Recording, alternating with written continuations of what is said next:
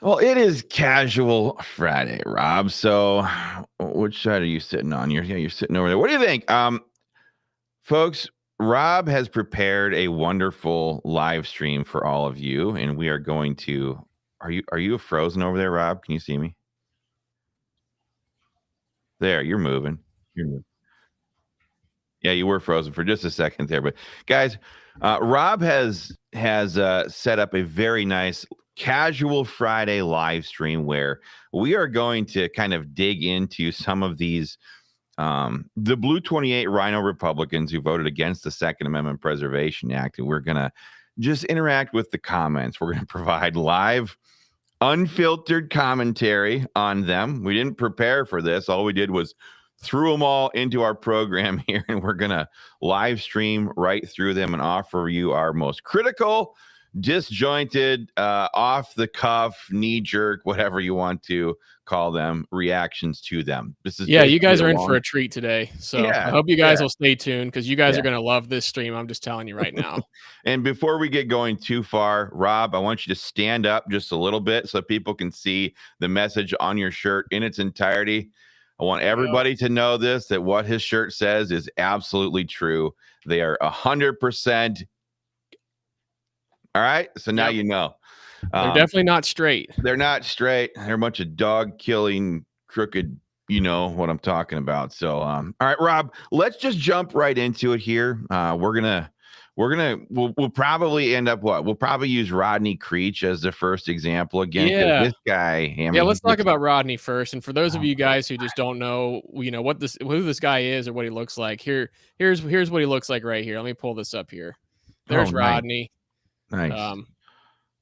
He's over there. Over that way. There he is. Hi, Rodney. I got you. Yeah, old Rodney here is from Preble County over and right on the Indiana border. And what is that? That's just west of Dayton, isn't it? Yeah. And he represents House District 40, which is I think it's like part of Montgomery County, like the western part of Montgomery County, Preble County, and part of North Butler County.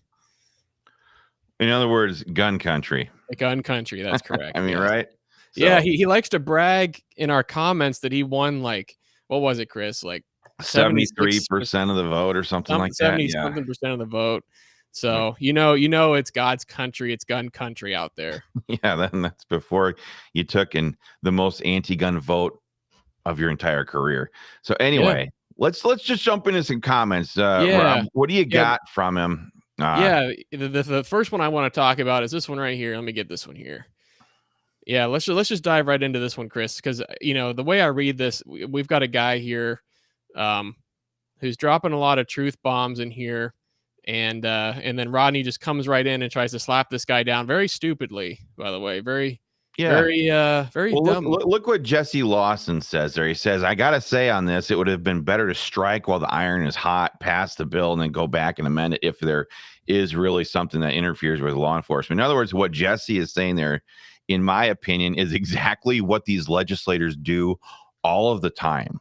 They are always passing bills, and then the next General Assembly or the next session, sometimes even in the same General Assembly, they are right back there running cleanup bills that, they sit there and they sell them as, building upon our success from previously. We want to enhance this or that. So Jesse is right on the money there with his assessment on this. 100%.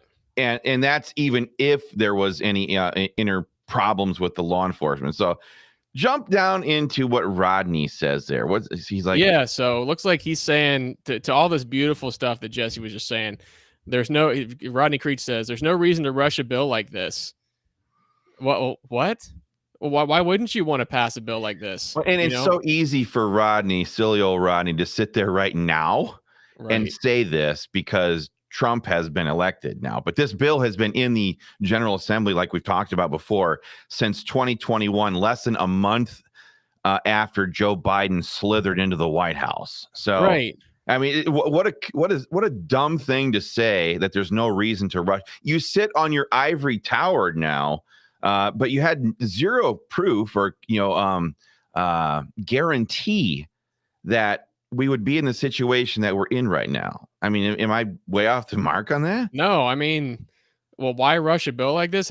That's totally a slap in the face to everyone that's watching, everyone that's ever taken action for SAPA over the past 3 years now, almost Yeah. 4. Yeah, that's Yeah, well, we've been trying to get this bill passed, for quite some time, and so all of you guys watching have been working so hard to get this bill across the finish line, and for him yeah. to say that all of a sudden we're trying to get this passed, Well, like he's so there's one thing that Rodney Creech is not, and that is he's not a gun policy tactician. Okay, he has no right. understanding of the tactics behind it and the reason why this legislation in particular is moving forward. And you can see it right here when you listen to this. He says it had no hope in the Senate.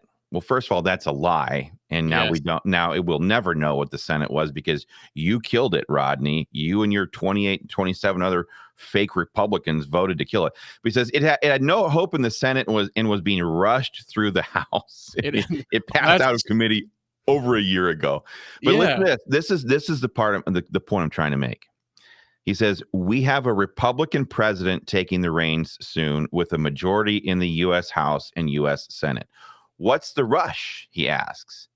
Well, for a simple person, that might make sense on the face of it. But like I said, Rodney Creech is no tactician. Here's the point. We want to get the rush to get SAPA passed and into law right now is precisely because Donald Trump and the Republicans are taking total control in Washington. Here's why that matters. This bill, if it gets passed under a Democrat administration, that Department of Justice will immediately move to sue and get the law struck down, just like Joe Biden's Department of Injustice did with Missouri's version of the bill. Immediately. So they were immediately filing suit. Yeah, it was immediately. We want this bill to pass as early in the Trump administration as possible so that his Department of Justice does not file suit to get the bill struck down so that it can stay on the books in some states for a long time. And that precedent protects the law from being struck down further down the road. So, Rodney, what seems to you to be obvious and simple is just really your simple mind not understanding the ramifications of the legislation in front of us. Yeah. And it's just, I mean, it just really highlights how some of these people are yanked out of their wherever they came from, and they get there, they pin that little badge on their lapel. Put that picture up again. Does he have the lapel pin on? Let's see here. Let me pull it back up here. He's got it right there. Yep. They put that lapel pin on, and now they think they're super smart, super important in that they understand all of every issue. Yep. And we will be the first ones to admit that we are not experts on every other issue that's going through the Ohio General Assembly. But we are experts on guns, gun politics, and gun policy. And that's why for him, if you can go back to that comment, they have that stupid, absolutely dumb, simpleton, take on this. What's the rush? It's just like, come on, dude. Go back to wherever you're from and get back in the dirt or whatever. But you don't know what you're talking about here. It is critical that we get this bill over the finish line as quickly as possible because the clock starts ticking immediately. And we don't know who the president's going to be in 4 years. And you guys, people like you, Rodney, have already killed 3.5 years of this bill being 3.75 years of this bill being in the Ohio General Assembly. So, and not to mention, I mean, every single one of these Republicans in 2022, which you've talked about before, Chris, they ran on being pro Second Amendment 100%. And but now we know that was a flat out lie, at least for 28 of them. Yeah, because they voted down SAPA. So absolutely. It's like, well, if you're gonna be, you can't talk out of both sides of your mouth like this. Yeah, you cannot be us pro 2A legislators and having joined the Democrats to vote against it. Pull up another comment. I think we got a couple more of them from him. I just wanted to make one more point on this too, because I want to get to this second to last sentence here. I think this is important. Let's get it right the first time and run it through the legislative process. Rodney, Chris and I personally spent months and months working on this legislation with all kinds of people. Bill Yes. Seitz, DJ Swearingen, the 10th Amendment Center, drafting attorneys at the Legislative Service Gene Commission, Schmidt, the bill Gene Schmidt, sponsor. Mike Loychik, many people. Yeah. And we spent meticulous amounts of hours in just crafting this legislation, getting the wording exactly correct.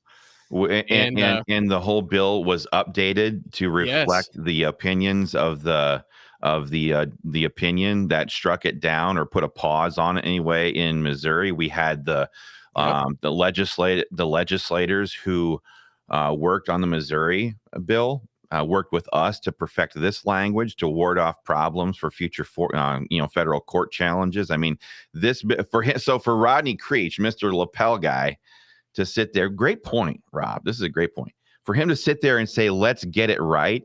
We got it right.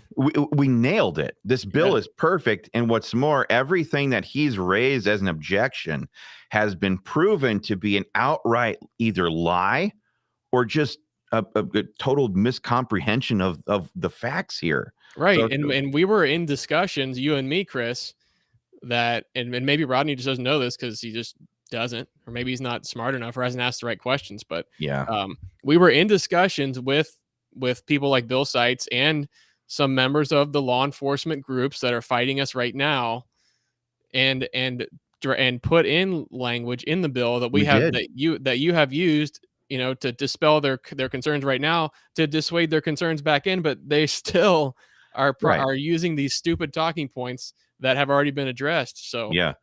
Yeah. it's just totally asinine.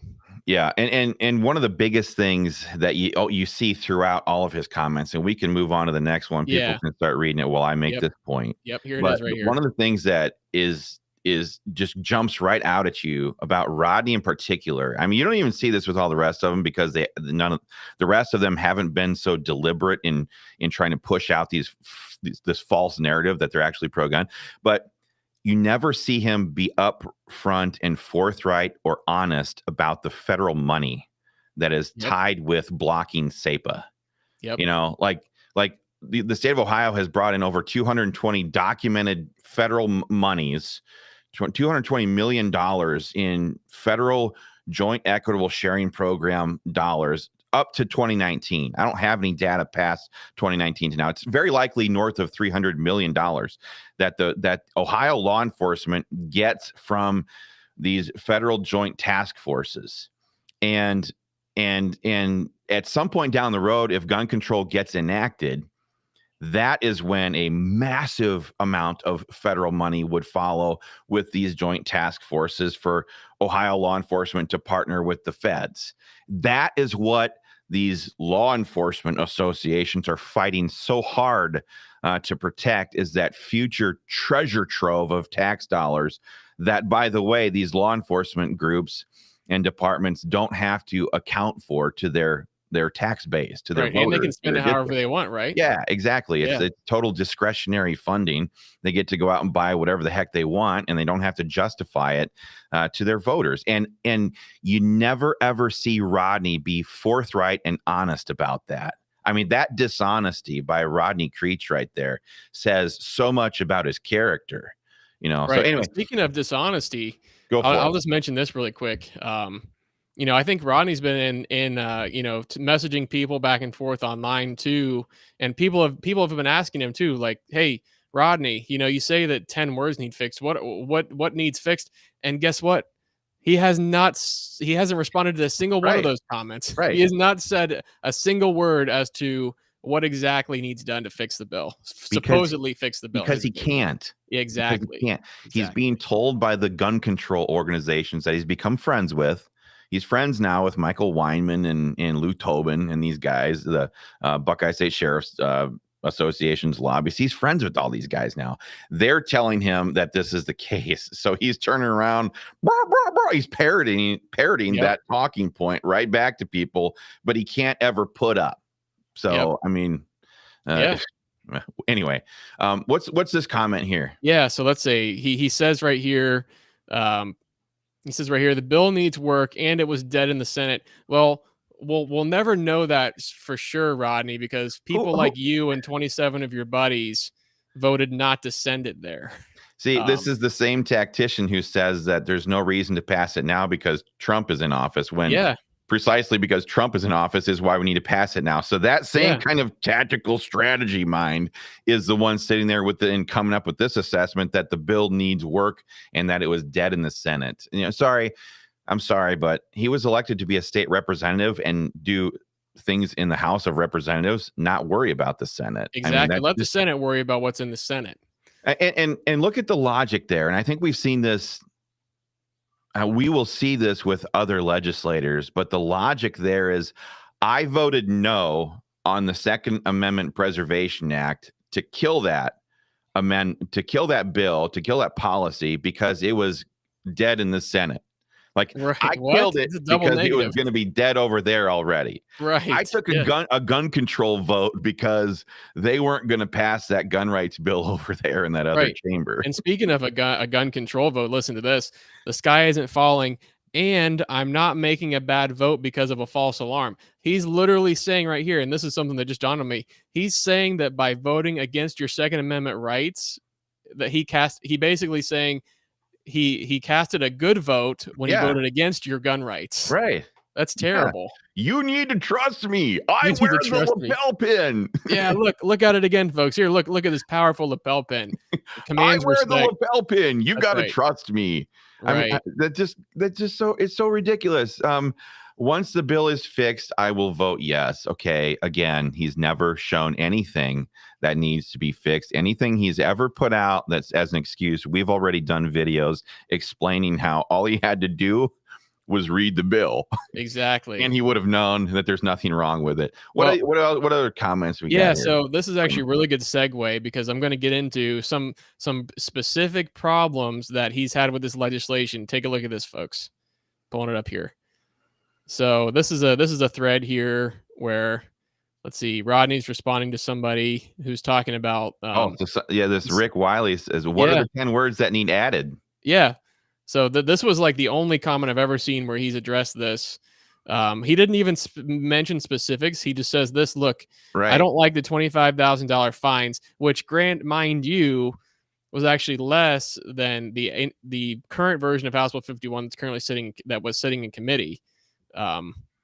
So, he's saying that the 25,000 and look, when he's talking about $25,000 fines, folks, keep in mind that this is the fine that is assigned to law enforcement agencies for violating your constitutional rights.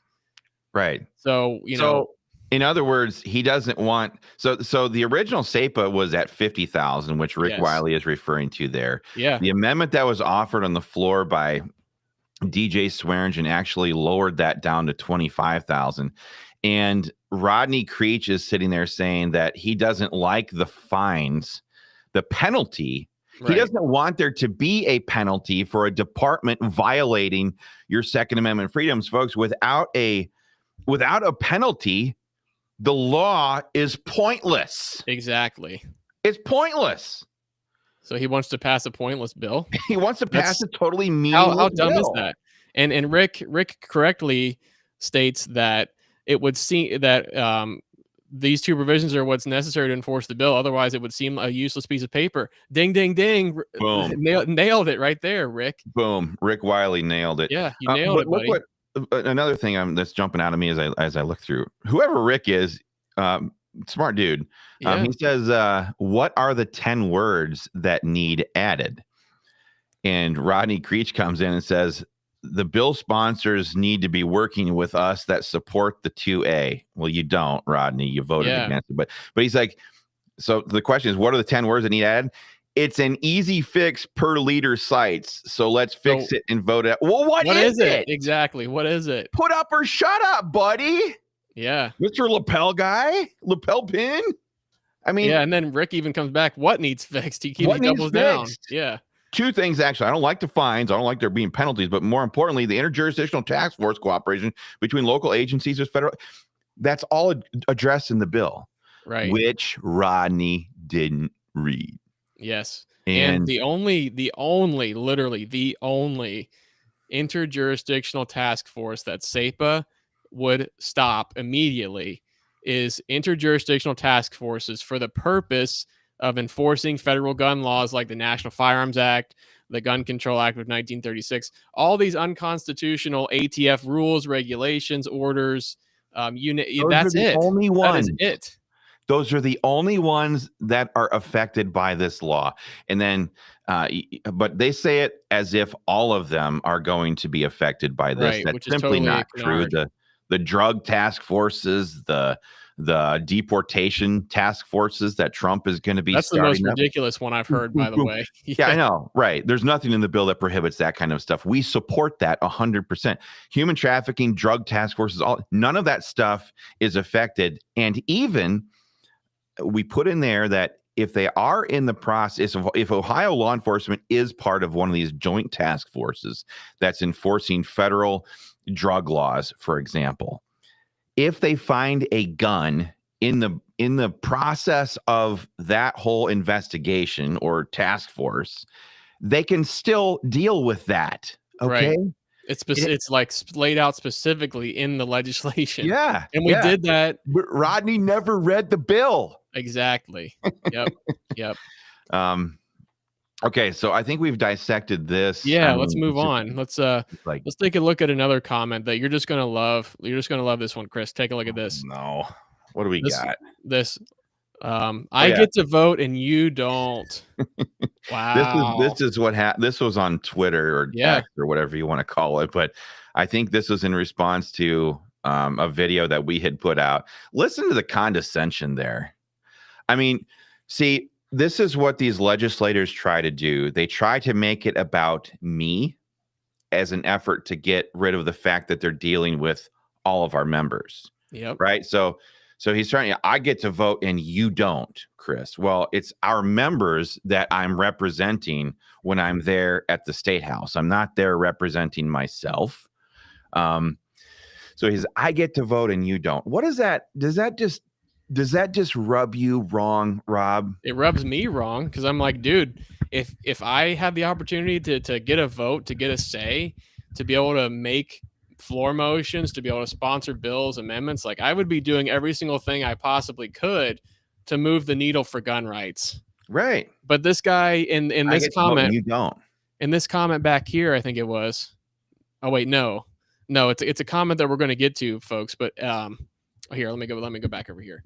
But he basically, you'll see this in a minute, but he basically says something like, "This bill hasn't even been talked about for 5 months."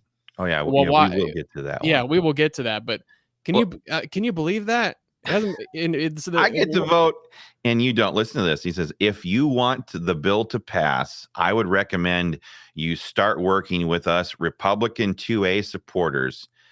That's facts, not in evidence anymore, Rodney. Mm-hmm. You've lost your ability to claim that anymore.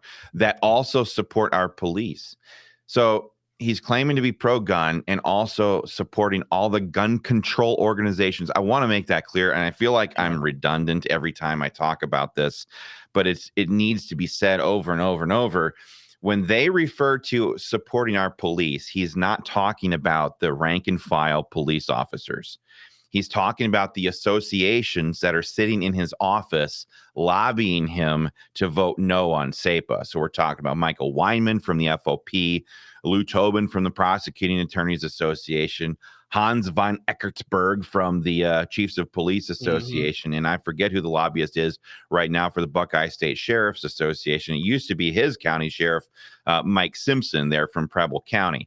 But he's saying, I support our police. No, he's saying that he supports the gun control organizations that are sitting in his office telling him to vote no on SAPA so that they can stroke him big fat PAC checks for his campaign. Right. So it's a total lie. So you're not actually a Republican 2A supporter. You just voted with the Democrats. And that's another point I want to make here. Right, Rob? Like the majority of House Republicans voted yes on SAPA. Yes. Listen to that, folks. The majority of House Republicans voted yes on the Second Amendment Preservation Act. Including his neighboring House district there, Representative Thomas Hall. Yeah, I want to make this point clear. the only reason why SAPA failed was because enough Rodney Creeches broke ranks from the House Republican majority, and they paired up with the Democrats to get the votes they needed to kill SAPA. Right. If the Republicans actually voted for the Second Amendment that day, Yeah. this bill would have been sent to the Senate. It Yeah. would have passed the House. Yeah.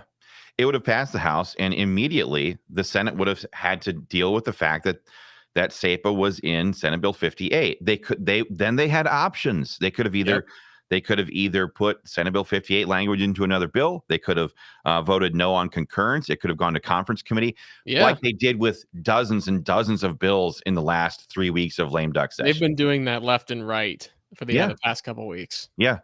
Yep.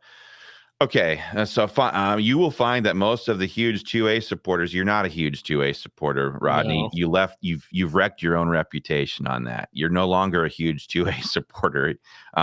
You will find that most of the huge 2A supporters here also support the police, and they are fine with my vote. Well, that's facts, not in evidence. But you're no longer a huge 2A supporter. You choked. You choked, buddy. That's what you did. You're not a staunch Republican 2A supporter anymore. What else do you got for comments? Yeah, we got a couple more, guys. So I alluded to this earlier. So let's just dive right into this one. Let's see. Okay. What does he say? This bill wasn't talked about for over 5 months, so I'm not sure if they were working on it or not. Well, why wasn't it talked about for 5 months, Rodney? Where were you? Yeah, you could have.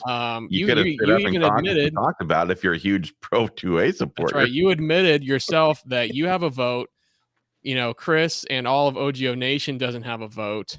Actually on the floor vote.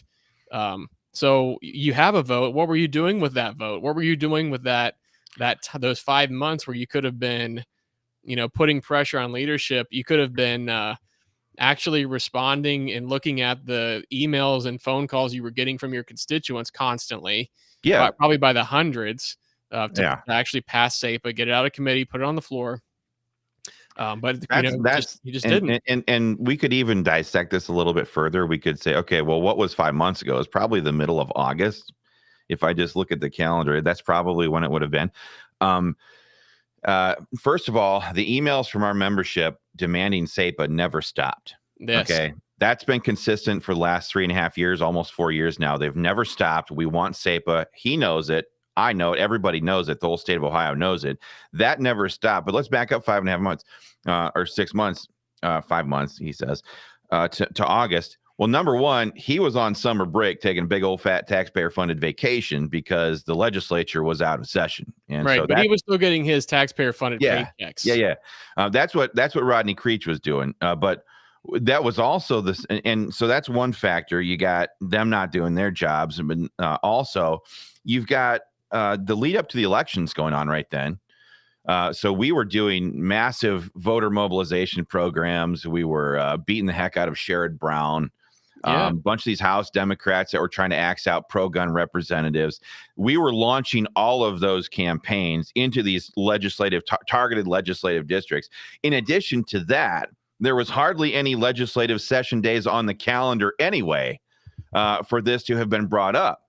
And they weren't passing major substantive policy bills. And so it was a pretty good, clear indication that the gun bill was getting kicked down the road because people like Rodney Creech wasn't standing up in the few caucus meetings that they were having saying, let's get the SAPA bill on the floor. And so the gun bill was going to lame duck. And I know that Rodney hasn't been around the block very many times, I guess not in life either.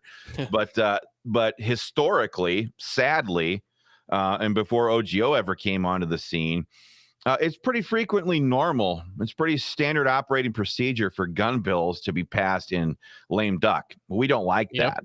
But that's why we ran the programs that we did to get SAPA moving, because people like Rodney Creech, the big pro 2A legislators, huge 2A legislators, weren't doing their job, and they were monkeying around on their taxpayer funded time off from the legislature. So it's pathetic. It really is. But he sits there and I'm not sure if they're working on it or not. I've seen blah, blah, blah, blah. I've seen many good bills die because the bill sponsor isn't working. We worked with the caucus. You're insane, Yeah, Rodney. we did. And if the caucus had problems with the bills, they should have reached out to us or to the bill sponsors and said, "Hey, we have problems with this bill. Let's see if we can come to an agreement." You know. And again here, where am I pointing? Right over there. And again here, look at that. He says, I would support the bill 100% as long as they change the 10 words that Sites mentioned. Well, Sites, you still can't. He still can't. What are they? You still can't get those 10 words out. Where are they? Yeah. If they're only 10 words. Look at the lapel pin. I'm a state representative. I am a. Yeah, look. There it is. There it is, folks. It's coming back. Oh my gosh. Oh my gosh. I know what I'm talking about. They exist. The 10 words exist. Yeah, right. Good grief. Go back to that comment, though. Last point I want to make. And I know I've been staying here on Creech for a while, and I want to get to some of these other legislators. So he's like, I'm not sure. Dora is burning bridges with his actions, so you know how that goes. In other words, if you guys don't kiss our butts up here, we're not going to do anything.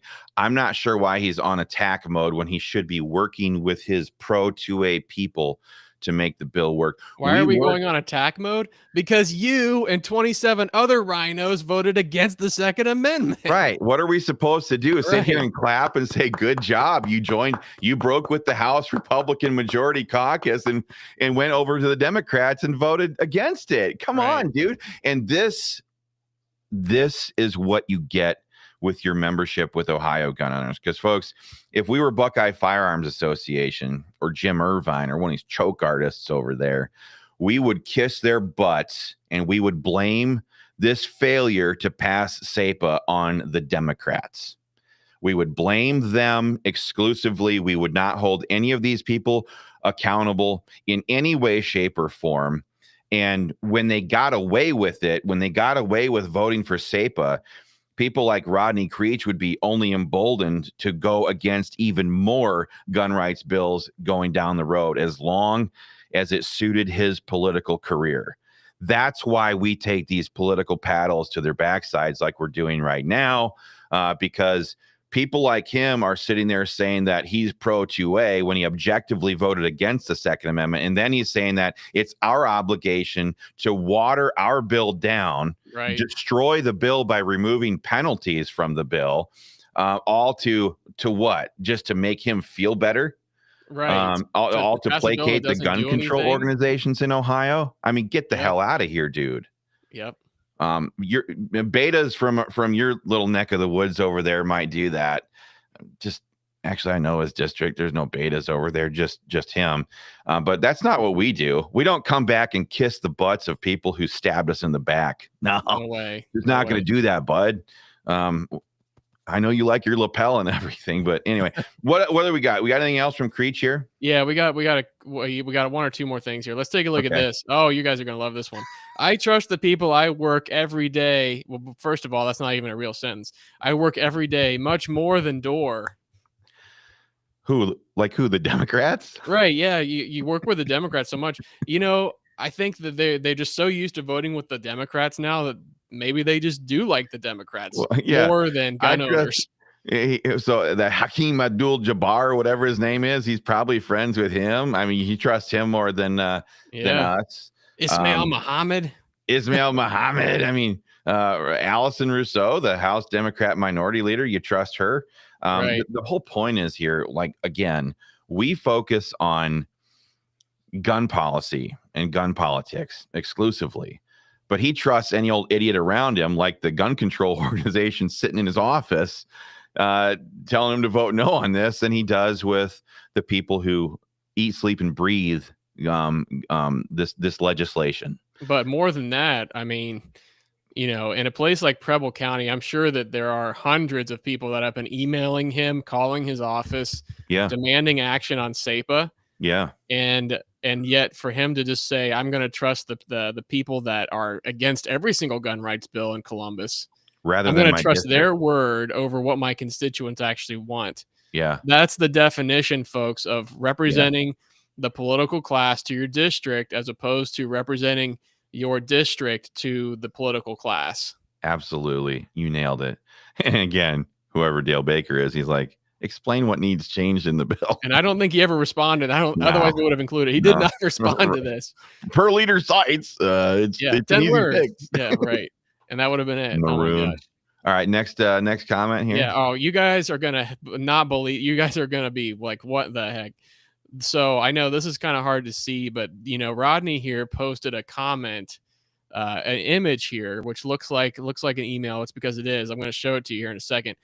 But this gentleman, Bill, him and Rodney were kind of going back and forth, and they were talking about how, I sent you multiple emails, and then Rodney saying, no, you didn't.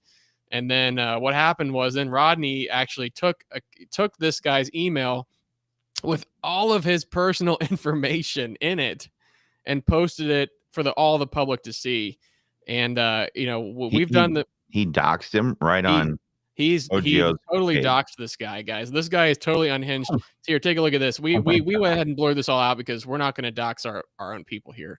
But this is exactly the image that he posted in that thread. But it was without the whiteout. Without the white. Yeah, without the whiteout. I mean, it was literally all the guy's personal information, his email address. It was absolutely insane. Oh my gosh. This guy was totally unhinged. And he's losing it. He's losing it. He needs to look at his lapel. He needs it and get some strength from there.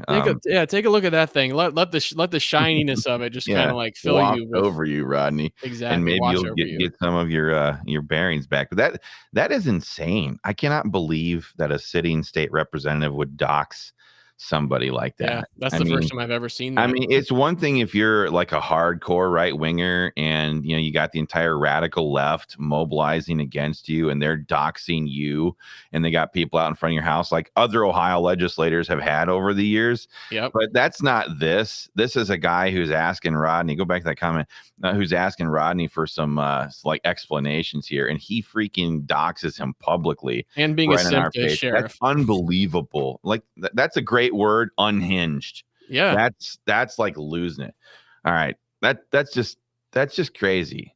That's honestly crazy. That's Rodney Creech. When gun owners needed him the most, your representative Rodney Creech bailed on the Republican majority, joined the gun-grabbing Democrats, and voted no on the Second Amendment Preservation Act. I can't even believe that. I can't either, especially for someone who says, I'm a huge 2A supporter. Huge. Jeez. To actually take that vote, the most anti-gun vote that he has ever taken in his political career. Yeah, a gun control vote. A gun control. Yeah, not just anti-gun, a gun control vote. Yeah, that's exactly right. All right, let's go on to the next one here. Yeah, let's talk about Reardon McLean, because this guy has also been out there in public trying to give some really lame excuses, I'll say, as to why he voted against your gun rights. So let's just get right into it. That's Reardon. Go back to his picture for just a second. Before we get into any like any commentary, what's wrong with people today? I mean, I look at Reardon here, Reardon, however you say his name. I look at McLean. He's no John McLean. Let's get that out of the way, right? He's no yippee-ki-yay mother Democrats. No, he's not like that. I mean, the guy looks like an upstanding, strapping, good American guy. Like, what are they so afraid of? Why do they lack the courage of their conviction to just do what is right? Rob, what's the matter with these people? It's because they've been in the Columbus swamp too long. Like I said, he's got the pen. The pen does it, man. The pen absolutely. They're like little control buttons or something, like all the lobbyists. Beams. Yeah, all the lobbyists just have their thumbs on these people through these pens.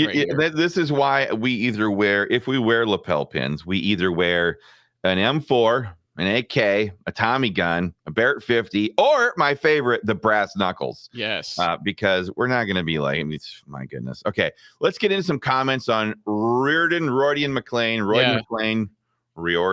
So this Reardon, I think something Reardon, whatever. But this is a thread that someone was nice enough to send our way, because they're like, can you believe this? Can you believe what he's saying here? So let's dig right into this. Do that. This wasn't a vote on the bill itself. Well, first of all, he starts off by saying, by using this procedural motion argument to try to dispel the fact that he voted anti-gun, which is while technically true, By tabling it, he literally killed SAPA. So just keep that in mind when they say it wasn't a vote on the bill itself. He literally voted. That's ridiculous. It was so that second sentence there is more accurate. It is. It was a motion to add it to another gun-related bill. It was an amendment. It was an amendment, yeah. It was the legislation. So stop trying to play patty cakes. He's trying to be cute with his response here. Be straight. Yeah. Don't be like the ATF. Don't be like that. That's right. Come on, Rob. Don't be like the ATF. Yeah. We know what they are. Now, be straight with people. So, all right, go keep going into it there, Rob. Yeah, I have been demanding our leadership bring up a vote on House Bill 51 itself. Okay, well, if that's true, then how come Rodney can sit there and say that the bill hasn't been talked about for 5 months? I don't, so one thing is true and one thing is a lie. Either exactly, or Reardon McLean is lying that he's standing up and demanding a vote on 51. Right. Can someone point us to any kind of press release or any kind of public statement, anything of Reardon McLean posts? Yeah, like anything saying that we need to pass SAPA. Yeah, come on. Any carrier pigeon still left alive with a little note attached to it? Come on, dude. Our leadership, bill sponsors, and OGO failed this bill. Folks, I'm here to tell you right now, if Chris Dorr or Rob Nisley were allowed to walk onto the House of Representatives floor and run this bill, we would absolutely do it. Yes. We would absolutely do it. And we'd have a good time doing it. So we didn't fail this bill. We got it perfectly ready for prime time. And then we got it out of the House Government Oversight Committee. We made, like Rob said earlier in this whole discussion, we made a ton of tweaks. We updated it. We simplified it. We stripped it down and made it more elegant than it ever was before. And we dealt with all of the issues that could sideline this thing. But Reardon McLean is just sitting here blowing smoke up your tail in the hopes that you believe him. So let's keep on going here. All right, let's see. And then he goes on to talk about the underlying bill and how great it was. And, I'm not going to sit here and argue it wasn't a good bill. But SAPA would have, but what is wrong is that these people like Reardon, like Rodney, like others are saying that if we would have added SAPA to Senate Bill 58, it would have killed both bills, which is totally a lie. It's a lie. That is an outright lie. It's a total lie. It's an easily believable lie. Yeah. Like if you get on, and that's why you see so many of these people like, hey, if you want to give me a private phone call, I'll explain the truth to you. That's like the oldest trick in the book. In fact, as a legislative aide in the Iowa Senate years ago, I used to do the exact same thing. Hey, you know what? How about we just talk on the phone real quick and I'll explain how the situation really is here. But it's just absolutely not true, as we've seen time and time again. They can say one thing, but it's simply not true. You don't know how the Senate is going to act until they have it sitting in their chamber. Right. So none of that is an excuse to vote no on a pro-gun bill if you're a pro-gun representative. If you're a pro-gun House member that is in charge of voting on bills that come before you in the House, your focus is on the House. Then you're not supposed to focus on the Senate. Let the Senate focus on their stuff. And look, here's the other thing too that just like blows my mind. This whole lame duck session, which has been going on for like the past month now.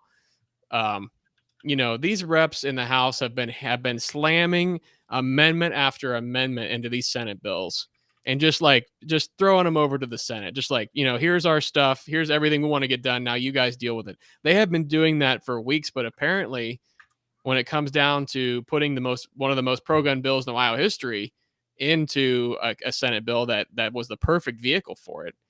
Yeah. All of a sudden now we care about what the Senate's going to do with it. Right. There were bills that were passing back and forth that one chamber or the other voted down and said, hey, we need to have a conference on this to figure this stuff out. But yet gun owners can't get that same treatment. Right. We don't even get what you just described there is normal legislative procedure. And these people come on here and they count on people not to know what normal legislative procedure is. And they just offer up these absolute canards in the hopes that people don't hold them accountable. But we know what legislative procedure is, and we will hold these people accountable, especially if there is a Republican primary candidate running against them. Oh my goodness. That would be lovely. Yeah. Oh, listen to this. My focus is on finding real avenues to get this into law. We literally we had the most real avenue you could possibly come up with. We had two. We had two avenues. We Yeah, had two. Yes. pro-gun champion Bill Dean sponsored a discharge petition, which would have yanked House Bill 51 from the House Rules Committee, put it directly on the floor for an up or down vote. So that's avenue number one. Avenue number two was we had people like DJ Swearingen and Jennifer Gross that were waiting in the wing to sponsor this bill as an amendment to Senate Bill 58. That was avenue number two. But yet he's saying real avenues to get this into law. What other real avenues are you talking about, Reardon? What other real avenues are there? They want us to make a deal with the gun control people and strike the penalties out of the bill and make it so that the gun control organizations sign off on a totally neutered bill. We are not willing to do that. No. Instead, he chose, those were the two routes. He chose route 3 and voted the button that put him over with the Democrats to kill this bill. That's what happened. I want to stress what Rob just kind of glossed over there for a minute, or said really quickly. And thanks for bringing this up, Rob. Reardon McLean, there is a discharge petition in the House of Representatives, in the clerk's office right now. Yeah, right now, it's still sitting there. That if somebody were to, if 50 people signed their names on it, it would force House Bill 51 out of committee and bring it to the floor for a vote. He says literally in that comment there that he has been demanding that leadership bring up a vote on 51 itself. And yet Reardon McLean himself is not on the discharge petition. Yeah, where are you, buddy? It's like the height of it's pure politician where they're speaking out of both sides of their mouth. He says he supports it on the one side, but he deliberately does not support it on the other. I mean, there are Bible verses about being forked tongue, and that's exactly what we're seeing right here. Yeah. Or maybe they don't. Listen to this. Ojo is not helping that effort by throwing bombs at members who we need to pass this next GA. Or maybe they don't care about that as long as they sell memberships. So let's talk about that for just a second.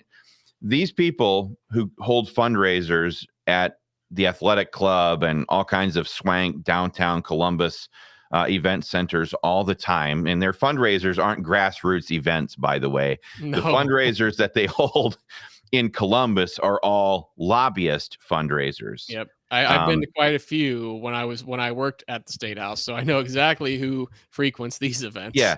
So these people have their hand out to the special interest groups, the lobby organizations that they're fancy downtown Columbus lobbyist fundraisers. But then what they want to do is they want to switch that around, and it's what's the word for it, Rob?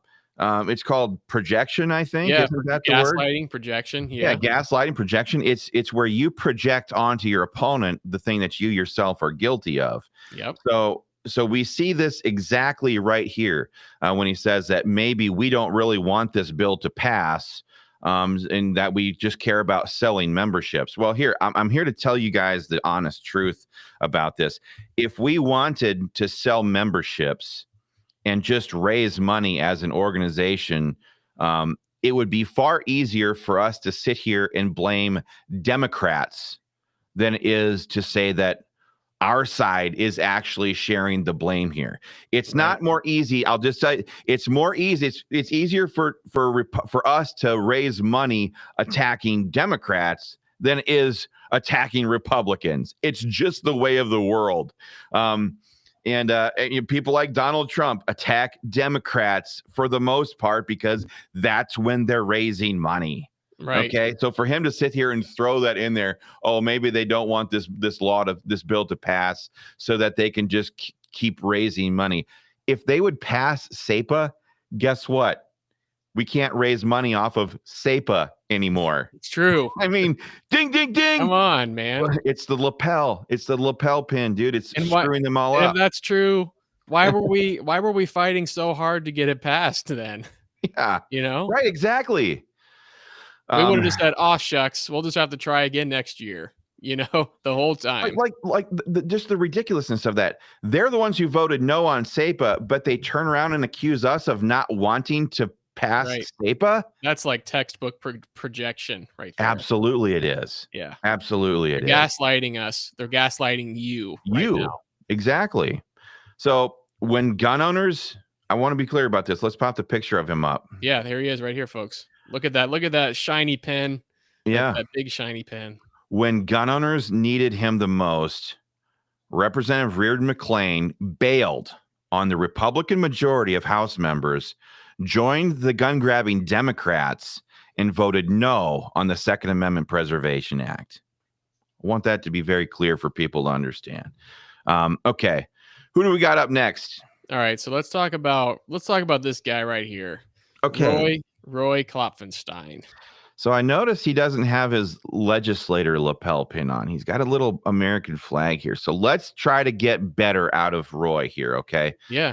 So what do you got for us? Yeah, so this right here, I'm going to pop this up. This was a comment that was submitted to us by someone who, Rick here, who actually looks like he talked to Roy personally. And let's listen to this. I sent him a nasty email. He called me back on the phone and told me he did not vote for 51 because it had no chance of passing the next level. Period. That was his reasoning. Folks, can you believe that? I think we've kind of already beat this like a dead horse, but right, it's a continuation on a theme here. Yeah. But he voted to kill the bill because the bill was going to be killed at the next level in the other chamber. He says, "Yeah, no, you killed the bill." Roy, exactly. You killed the bill by joining the Democrats and voting no on the most important pro-gun bill that ever got to your desk. That's it. Yeah, he explained to me that he voted for another bill, I think Senate Bill 58, that helped gun rights because he said that would pass through the next level, where he did not think 51 would. Was his thinking. So this is so let's go back to that picture of Roy. Yeah, this is Roy's political strategy in a nutshell. He goes like this, sticks his wet finger in the air, and figures out what's going to pass the other chamber. And that's how his moral compass is decided. That's how he decides gun votes. I guess the question is, what if a gun control bill was going to pass in the Senate? Is that what he would like, a straight up universal gun registration or red flag bill? Is that what would be his determining factor in the House? I mean, come on, Roy. Oh, by the way, Julia, you nailed it right here with this comment. With pro-gun friends like these, here, I'm going to pop it up here real quick. With pro-gun friends like these, who needs Democrats? Spot on right there. Okay, this is weird because when Roy Klopfenstein was walking out of the House chamber, oh no, it wasn't him. It wasn't him. It was Marilyn John. Some of these people, I'm like, I think Roy, my comment was like, Roy, why'd you do it, buddy? Why'd you do it, Roy? But Marilyn John, when she was walking out, there's Marilyn right there. There she is. There's sweet Marilyn. When she was walking out, and of course, she's the one who made the motion. Is she next on our list, by the way? Yeah, she is. All right. So she's next on our list. She was walking out of the House chamber and she was walking over towards the stairs. I think she was walking with Brian Stewart. He voted the right way, but Marilyn John is the one who made the motion on the floor to table it. So, yeah, she actually not just voted no, she actually stood up and said, "Mr. Speaker, move to table." Yes, actually got up and did that. She is the axe lady who did the dirty work here, and so I as she was walking down the stairs, I walked over the top of the stairs. I said, "Marilyn John," I said, "with pro-gun friends like you, or like you, who needs Democrat gun grabbers?" And of course, she just kept on running. But I think, I want to go right back to Klopfenstein here for just a second, then we'll bounce back. But I need to say this because I'm going to cut this out of this video. When gun owners needed him the most, your representative, Roy Klopfenstein, bailed on the Republican majority. He joined the gun-grabbing Democrats in the Ohio House and voted no on the Second Amendment Preservation Act. Total shame. All right. Absolutely. Yeah. So, but let's jump back to Marilyn John there, because here's we can unpack this here just a little bit. Marilyn John is the newly elected majority floor leader, right? The majority leader. So yeah. Yeah. So she's going to be the lady that is replacing Bill Seitz in the leadership team, the brand new incoming leadership team. The new speaker is the current Senate President, Matt Huffman. She is going to be Matt Huffman's number one lieutenant, lackey, for lack of a better term. Yep. So this is the deal. I mean, this might be what happened. We don't know what happened, honestly. We're not privy to all the text messages that disappear in 8 hours after they're sent, so we can't get access to them via FOIA records. But as the incoming majority leader, wide reports and rumors at the Ohio State House say that she got a call from her new boss, and her new boss said, kill that bill, or make a motion anyway to try to stop it. See, the whole point, so just to kind of like zoom back out here, nobody knows what was going to happen in the Senate. Okay, there's a couple rhinos over there, like Jerry Serino. He voted. He's a Republican state senator who voted against constitutional carry. We know he didn't want the SAPA vote over there because he's going to get beat up on that vote. He doesn't want another gun rights vote against him that he has to deal with in an upcoming election. Yep. So the main job of any chamber leader is to protect the members of their caucus, because if you can't protect them, you can't get their votes if you want to stay a leader. So you got this situation here where essentially the Senate president is running both chambers, and he's got lieutenants in both chambers, and he's saying, I want to protect Jerry Serino over here. I can call up Marilyn John and say, hey, run this motion, try to kill it over there so that we don't got to vote on it over here. You see how this like inner caucus, inner party, incestuous caucus dynamic in Columbus is totally geared to protect themselves and F over you, the voters back home. I mean, I know that was a lot of inside baseball. The point is, these people do everything they can to hide the truth, obfuscate the truth, and keep people in the dark about what they're really doing. That's Rob. Why do they hate me a lot? I don't know why. I'm a nice guy. Yeah. It's you who's the mean one here at Ohio Gun Owners. Just there's a hatchet right over here. Right on the wall. You can't see it, but there's a hatchet right there. Right. Hatchet man. OGO hatchet man. I got something here too, but I think that plays a major role in why a lot of these legislators don't like Ohio gun owners being there at the State House all the time. It's because we know the process, we know the players. Both Rob and I have been legislative aides. I think Rob had at least like one extra year on me. Weren't you in there for like 5 years? Well, no, it was 5. Yeah, it was over 5 years. Yeah, I was in for like 3. Yeah. And I couldn't take it anymore. I just want to like punch things. But so we know how the system works. We know how the game is played on the inside. So we externalize that, and I think that plays a big reason why they don't like us. So right. Well, and you know what they say, folks. The pen is mightier than the sword, and let's just say I've got a pretty big pen, a very big pen, huge pen. In the form of a keyboard. Yes. And that's what they hate about OGO the most. It's that we have lists, we have money, we raise money, and we have people. Our people are staunch pro-gun defenders of their freedoms, and they take action. That's why they don't like us, and we don't kiss their butts when they freaking join the Democrats to vote for gun control. So when gun owners needed her the most, Representative Marilyn John Bales on the House Republican majority joined the Democrats and made the motion and voted no on the Second Amendment Preservation Act. What a shame. What a terrible shame. Who else we got here? Got? Let's talk about Adam here. Adam Bird. The great thing about Adam, it might be the great thing, is that Adam here represents one of the most beautiful red districts in the entire state of Ohio. beautiful Claremont and Claremont County, right? Claremont and Brown County, beautiful country right on the river, Southwest Ohio. A lot of pro-gun patriots down there. Oh yeah, I was just down there, and actually maybe I was down looking at a piece of property by Ripley, I think it was, just a couple weeks ago. God's country down there. Yep. Yeah, isn't the former representative from down there, Representative Becker, John Becker? Becker, yes, he represented the other side of Claremont County.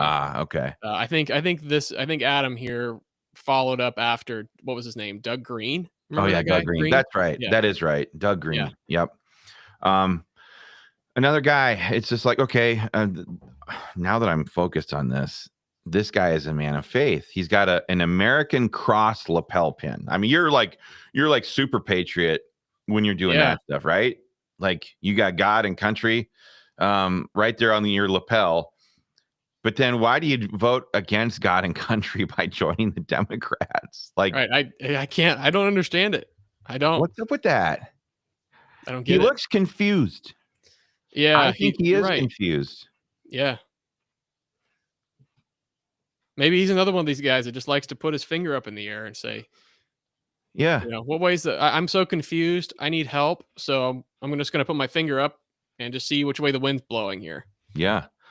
Yeah. It's Adam Byrd. You should be ashamed of yourself. Do we have any comments from this guy? I haven't seen any comments. He's kind of keeping his head low. That's probably smart. That's probably smart. I just want people to know this, though, that when gun owners in Claremont County and Brown County needed him the most, your Representative Adam Byrd bailed on the Republican majority. He joined the Democrats, the gun-grabbing Democrats, and he voted no on the Second Amendment Preservation Act. Unbelievable. Unbelievable. What a shame. Who else we got on this list? All right, let's move on down here to another Adam Holmes. Adam Holmes represents the 97th House District, which is all of Muskingum County and the western part of Guernsey County. So we're talking about cities like Muskingum, New Concord, part of Cambridge. That's the city I was thinking of. Cambridge. Okay. Yeah.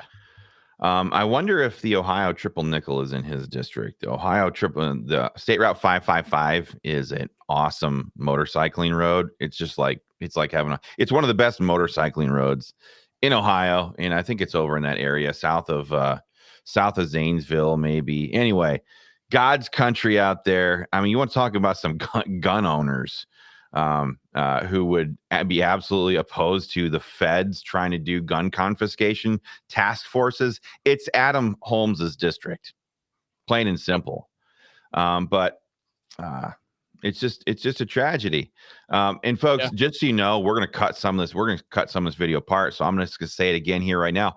When gun owners needed him the most, your representative, Adam Holmes, bailed on the Republican majority, joined the gun-grabbing Democrats in the Ohio House, and voted no on the biggest gun vote of his career. He voted no on the Second Amendment Preservation Act.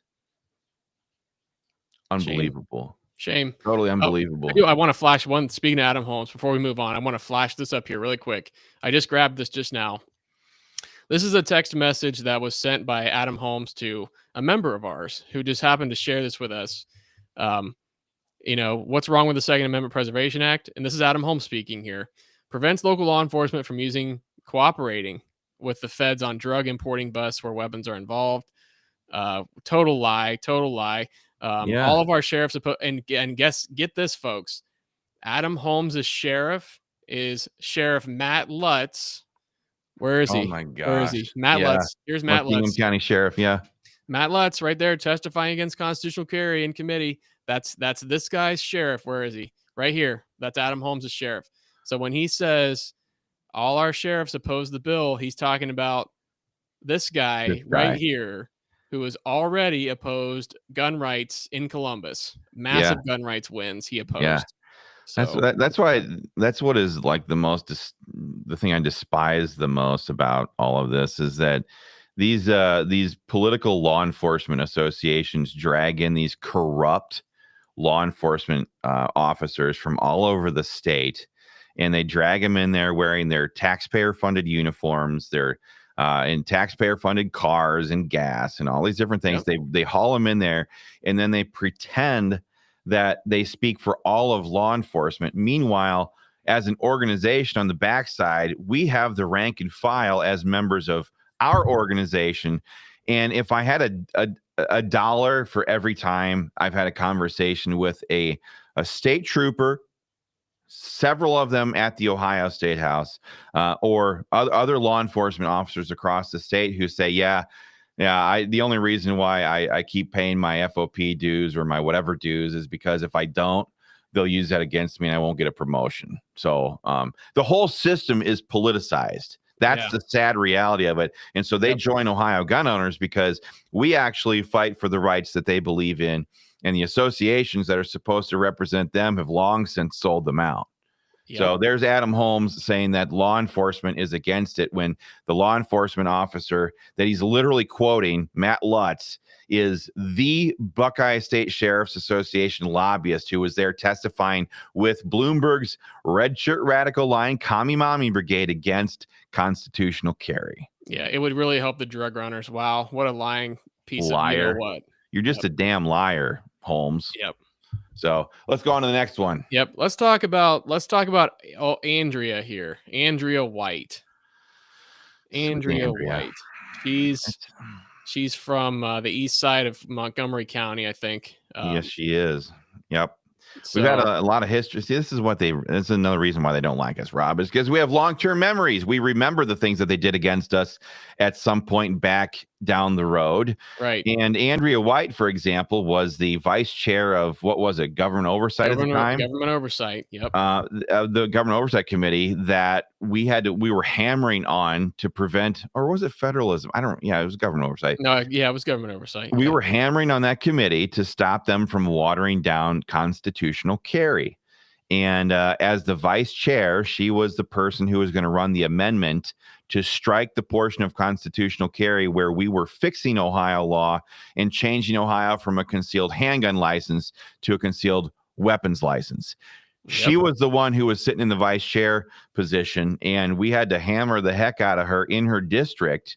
And what ended up happening? They ended up booting her. The speaker, they ended up taking her off. Yep. Speaker Cupp took her off of that committee, replaced her with somebody else, and they watered the bill down that way. So we remember all of these things. It all goes together to paint the picture, the accurate picture, instead of the snapshot in time that all of these people want you to believe is true. But yeah, she's another one of them. When gun owners needed her the most, Representative Andrea White bailed on the Republican majority caucus.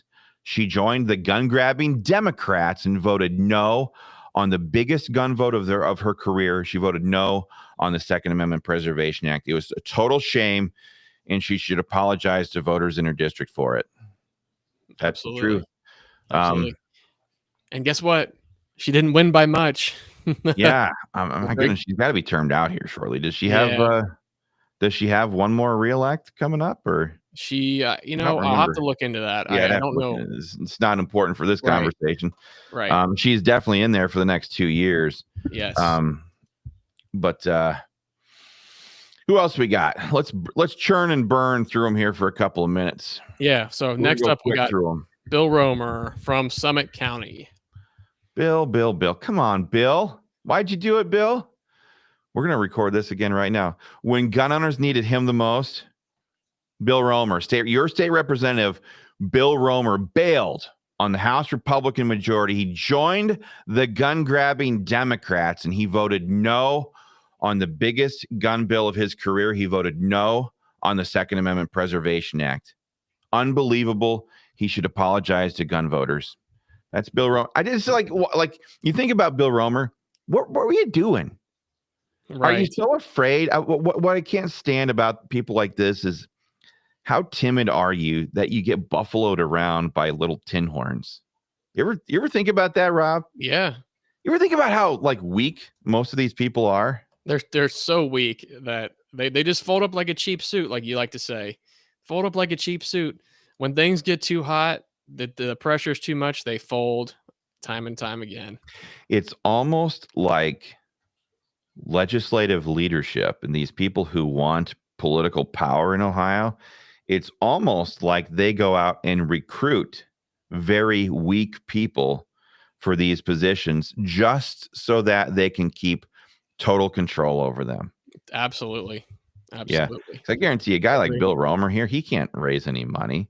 He's probably 100% dependent upon the caucus and the caucus's the leadership's fundraising apparatus to fund his campaigns. Right. And let me just mention too, who even is this guy? Has any of you guys watching ever heard of this guy's name Right. before? What has he ever done? You know? So for Yeah. him to come out and say, I am not for the Second Amendment, you know, Yeah. that's, you know, who even are you, dude? Where did you even come from?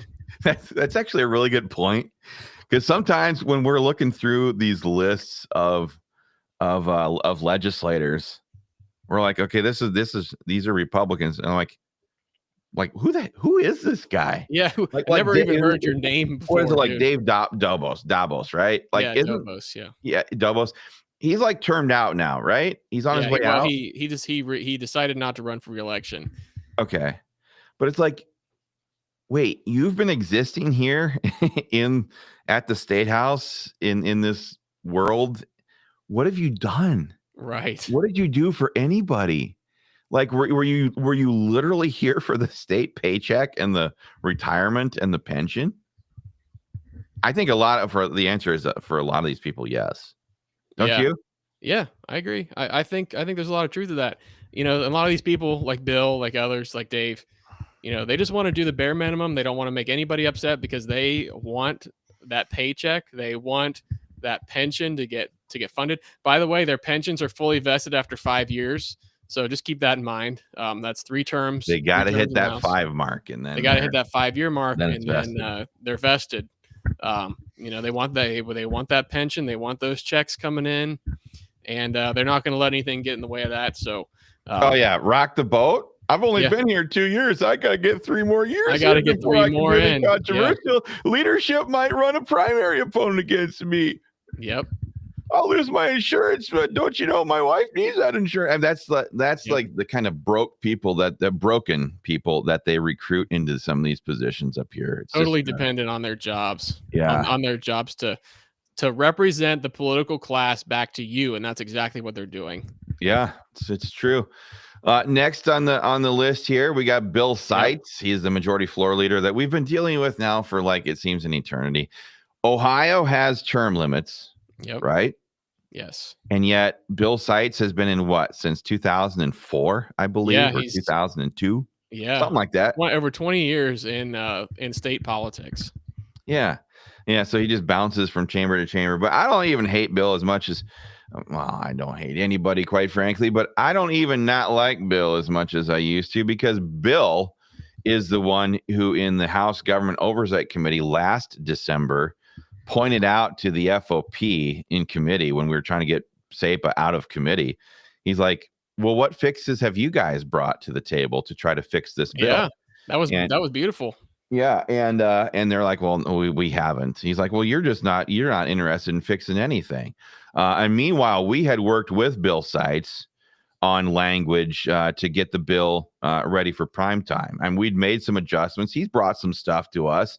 We parsed it out. We worked with the 10th Amendment Center, and it's now in the bill. Right, and he voted for it to get out of committee too. Yeah, so yeah, but at least at that time, he thought the bill was ready for prime time. Yeah, yep.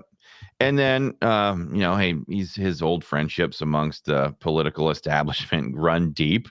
And so he stood up on the floor and defended the law enforcement associations. I guess at the end of the day, they're just like, hey, we need you one last time for this one, Bill. We need to kill this bill. And he stood up and made a floor speech and did his best to kill it off. Yeah. So let's go to the next one. Yeah, let's need move to on here. Record anything. Brian Lampton. Yep, Brian Lampton. Brian Lampton. What a face! What a face, by the way. He's got the seal on. He's got the seal on, so he must be super smart. Is he super smart? Well, I mean, he voted against gun rights as a That's not Republican, so I'd say that's not smart. very smart. That's super dumb. That's super dumb. Yeah. That's super dumb. Brian, Yeah. why'd you do it, Brian? Yeah. I always wonder, are these people getting physical financial kickbacks? Like they accuse us of being like fundraisers here. They hate it that we ask people to become members of Ohio gun owners every year. They hate that. Well, they won't get personal kickbacks, but what will happen is I guarantee you that these gun control organizations will pony up when it's time for election season again. And that's exactly what they're banking on. Absolutely. Yep, that's it right there. Right there. That's it. And that's what I mean, that's the driving force behind a lot of these people. Oh, and also keep in mind in Ohio, as a political candidate, you can give a loan to your campaign, and then you can also have that loan repaid at the end of your campaign. So, I'm just going to leave that there, and you can decide what to think about that. Yeah. Well, I forget. Brian's coming back, right? He's got a little while left. Yeah. Well, want to be clear about this. When gun owners needed him the most, your representative, Brian Lampton, bailed on the majority of House Republicans, paired up with the Democrats, the gun grabbers, and voted no on the Second Amendment Preservation Act. Unbelievable shame. I was just thinking about something. One of the things that Rodney Creech had said back when we were still looking at his comments was that we don't work with anybody. And that's just number one. That's just another dumb thing that they just wanted to throw out there to try to get people off their backs. But I can prove conclusively that we are not mean people, that we're nice people, that we get along, and that we can work with anybody, because one of the biggest gun control activists in the entire Ohio General Assembly, going back, I've been dealing with this guy on your behalf for many, many years. His name is Cecil Thomas. He's a current state representative. He used to be a state senator, Cecil Thomas, but this guy introduced red flag gun confiscation. He introduced like universal gun registration, all kinds of gun control. But he's never been a jerk to be around. And sometimes he says some outlandish things, but so I'm constantly working. I'm like, dude, why don't you stop this gun control nonsense? He's a former Cincinnati police officer, inner city, worked there his entire life and everything. And I keep telling him, like, look, dude, all this gun control, nobody's going to follow it. Dude, we gun owners aren't the problem. And he's always like, oh yeah, I know. These other groups want me to run these bills for them and stuff like that. So they say we don't work with anybody. I worked with Cecil Thomas in the cafeteria on Wednesday morning. I think it was the 11th. Wasn't that when this vote was? Yeah, the 11th. That was on the 11th. Yep. I was in the cafeteria buying one of their cups of terrible coffee. I'm an addict of coffee. That's all there is to it. But I was there. He was there right in front of me. He turns around. Hey, how you doing? And I said, hey, this is the vote. I need, we're going to have a vote on SAPA today. This is going to be finally going to be the one that you're going to vote for, right? Nah, man, we just went back and forth. I worked, and guess who the only Democrat to vote for the Second Amendment Preservation Act was? Cecil Thomas. Yeah, you see him right there on the right-hand column. Yeah, there's the Thomas picture. Yep. Right there. Yep, you can see it. Cecil Thomas, the only Democrat to break from the gun grabbers. And my guess is he didn't do it for the policy. He did it because of a conversation. And probably because he wanted to see the actual vote when it got to the floor. The only time I have no idea why he did it. The only time political access actually worked. Yeah, right? Yeah. Oh my gosh. Crazy. Yeah. But that one Democrat voted better than Brian Lampton did. I mean, that's just the sad reality of it. So it's insane. It's insane. Yep. Let's get to Sweetheart here. Yes, our favorite. Sweet Cindy. She's got the lapel pin on. There it is. If I ever become a state rep, I'm going to have to never wear that lapel pin because I've mocked it so much now. But there's Sweet Cindy Abrams, folks. She's the one who is the chief peddler for the FOP, for the law enforcement associations. They're the ones who bailed her out in her campaign primary. They flooded her campaign account with cash because she stood up. I think she was a police officer for what, like 2 minutes? Something like that. 20 minutes, not maybe, back like a long time ago. She was a fan favorite of the department. I do know that. I've heard a lot of rumors about that. But sweet Cindy, this is, again, I'll just say this. When gun owners needed her the most, your representative, Cindy Abrams, bailed from the Republican majority, joined the gun-grabbing Democrats, and voted no on the beautiful Second Amendment Preservation Act. I couldn't believe it. It was one of the worst things I've ever seen done. Sweet Cindy here did that, though. And, you know, it's just, they always say that we don't work with people. Back to this kind of theme. I am willing to work with anybody. I am even willing to work with Cindy Abrams here. Okay. The problem is she came up to me in the House chamber hallway that one day and she's like, "You door." So, to be totally clear, I'm not willing to do that. You can't do that. Can't do that, Cindy Abrams, but I will work with you on gun legislation. That's it.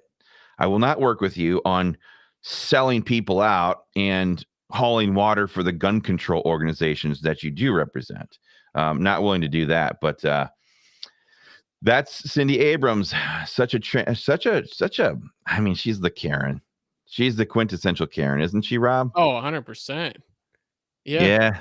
She's the Karen of the caucus. That's what they call her. Yes. Yep. Karen. Karen. Commander Karen. She was in law enforcement years ago. Right. Maybe that will be her official name from now on. Commander Karen. Nice. Commander Karen. Yep. Okay. A couple more here. Let's go through them. Yep. Daryl Kick. Daryl, dumb Daryl.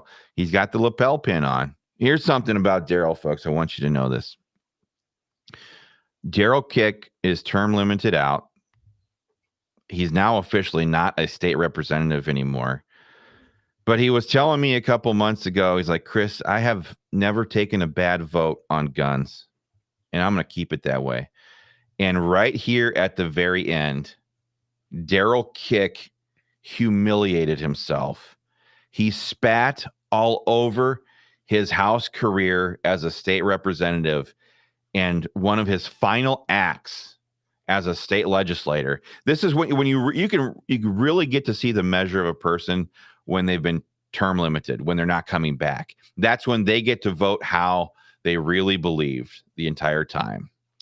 On his way out, one of his final acts was to vote against the most important protections of your gun rights that has ever landed on his desk when he voted no on the Second Amendment Preservation Act. Shameful. Can you believe doing that to yourself? Wow. You tarnish your whole legacy. Yeah. Right at the very end, you slide that knife, that metaphorical knife, right in there, right as you're on the way out. You're getting ready to walk through that door. And this is what gets me. Like, this kind of thing bothers me. Everything else is a political situation, but at this point in his career, Daryl Kick wasn't answering to the voters anymore. He had no say in the next General Assembly. It's all about who you are at that point. Yep. You don't have to listen to anybody. You made those promises to your district back home, but more importantly, you are yourself, your real self at that point. So you don't have to worry about all these ramifications. And yet he went against his own character, his own professed character. He violated his own sense of pride. That's what I cannot wrap my head around when it comes to somebody like Daryl Kick. I don't get it. Is it just the way we were raised, Rob? I guess, yeah. I mean, maybe we were just raised different. That could be. Could be. Who's next? All right. We got, you already kind of briefly touched on this guy. We got Dave Dobos here. Dave Dobos. Yeah. And I even asked him to go sign the discharge petition. So he's a double whammy. He's out now too. So let's go on to the next one. Yep. Dick Stein. He's also on his way out. Dick Stein. I think Dick's. I know where you're going. Don't do it, Chris. Don't do it. Don't do it.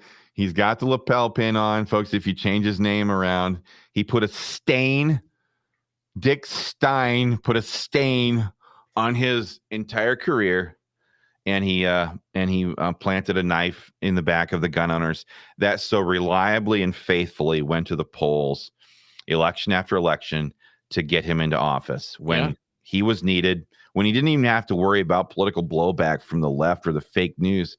Dick Stein stained his career, his conscience, his pride, all of it, wrecked it all, and voted against the Second Amendment Preservation Act. Unbelievable. Totally. Let's keep on rolling here. Fan favorite, Dumb Don Jones. It's fan favorite.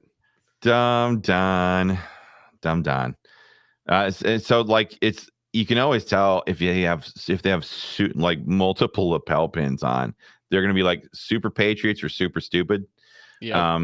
Dumb Don Jones. What was the deal with him years ago? Like in caucus, wasn't he in leadership? He was in leadership under Cupp, wasn't he? I think he was an assistant leader, and he was one of the people that signed off on gutting constitutional carry.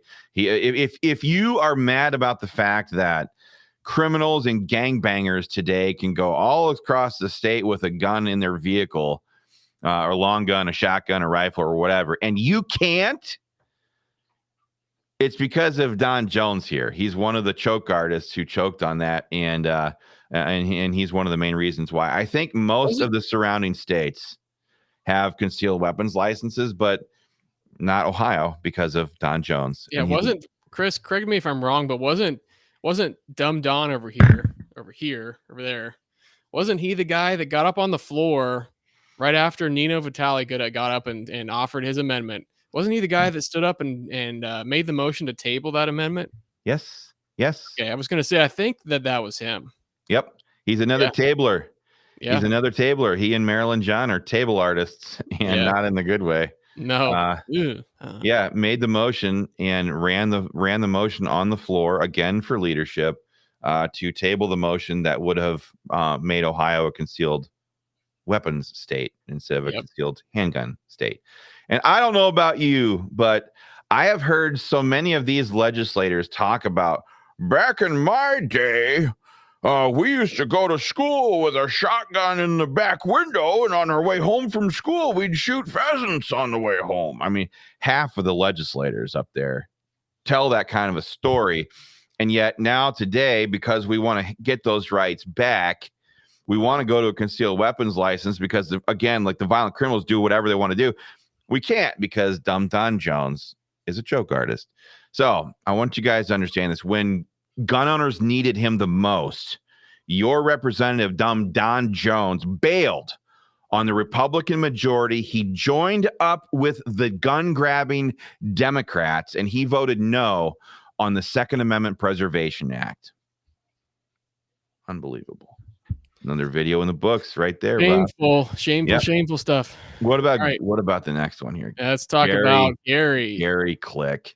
Gary Click. I think he's from that This is another guy who, when he former pastor, maybe he's a current pastor, I have no clue, but there's another guy who slaps that lapel pin on, and now all of a sudden he's an expert on everything. He thinks people elected him because of his smarts. No. But he puts that thing on, and now he thinks he knows better than everybody else. I have argued with him ad nauseum about the legislation over and over and over, and he has never once been able to, just like Creech, he's unable to point to a piece of wording in the legislation that is wrong. Yep. They keep saying there's something wrong with it, but this guy listens to his sheriff. He listens to the police chiefs in his area. He licks their boots. And he cannot see the truth, even though it is right in front of him. So he had to bail and jump over and vote for this, vote for gun control, basically. Yep. I just, like, Gary, don't sit here and try to defend this vote. You literally were in a minority of the Republican caucus who joined the Democrats to vote against this gun rights bill. So if you're pro-gun, the Democrats would not have voted with you. I mean, yes. The Democrats voted with you because that vote was anti-gun. Right. Plain and simple. That is plain and simple. So what are you doing, Gary? Come on. What are you doing, man? When gun owners needed him the most, Representative Gary Click bailed on the Republican majority in the House. He joined the Democrats, the gun-grabbing Democrats, and he voted no on the Second Amendment Preservation Act.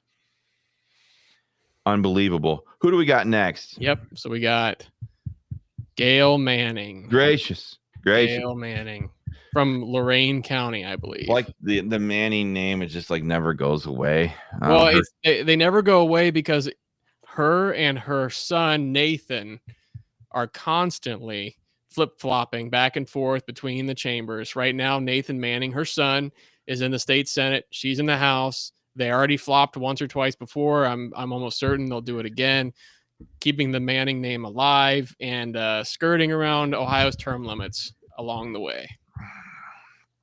It ain't right. It ain't right. Nope. Yeah, we got term limits, folks. Term limits, just so you know, they have only been weaponized against conservatives in Ohio. Yeah. They do not work. They are just another tool in the establishment's arsenal to protect themselves.